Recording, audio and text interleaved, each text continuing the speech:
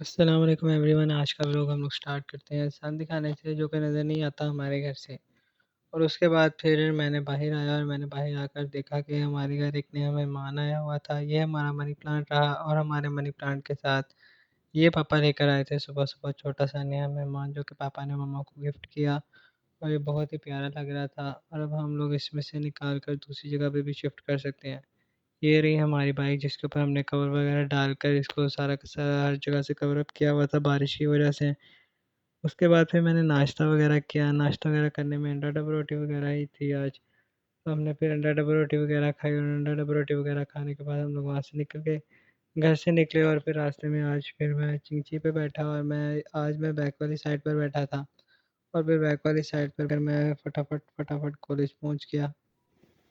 पहला लेक्चर निज़ामी साहब का होता है। पहला लेक्चर गुजारने के बाद दूसरा लेक्चर सर उमर ख्वाजा का था। दूसरा लेक्चर निकाला और दूसरे लेक्चर के अंदर हम लोगों ने बहुत ज़्यादा मस्ती वगैरह की। सर उमर के साथ हमने शुगर वगैरह भी लगाया, लेकिन वो शुगर लगाने के मूड में बिल्कुल भी नहीं थे। और ये दोनों के दोनों पीछे बैठकर मोबाइल यूज़ कर रहे थे, बल्कि हमारे पीछे की पूरी लाइन ही बैठकर मोबाइल यूज़ कर रही होती है। ये मुज़म्मिल बैठा हुआ है, हादी बैठा हुआ है और इनके साथ यहाँ पर आगे वो भी बैठा हुआ था, अब्बास भी बैठा हुआ था। और ये सारे के सारे बैठकर मोबाइल ही यूज़ कर रहे थे। इसके बाद फिर ब्रेक हो गई और ब्रेक के अंदर ये रहा हमारी क्लास का एक और टोपू। ओ सॉरी, ये तो इज़न भाई हैं। इज़न भाई बहुत अच्छे हैं और ये हमारी क्लास के टॉपर हैं और ये 3-3 जगह पर पढ़ते हैं।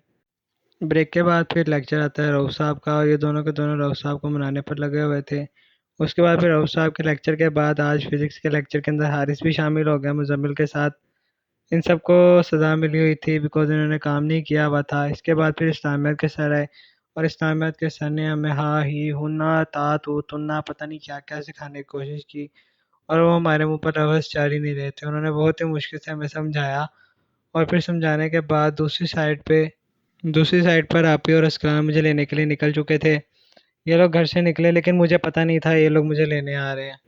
तो उसके बाद साहब ने हेलमेट वगैरह पहन लिया था। उसके बाद इन लोगों ने रास्ते में पेट्रोल वगैरह डलवाया बिकॉज़ पेट्रोल की नीड थी। इसके अंदर अभी तक हमने फर्स्ट टाइम सिर्फ 1 लीटर ही पेट्रोल डलवाया हुआ था।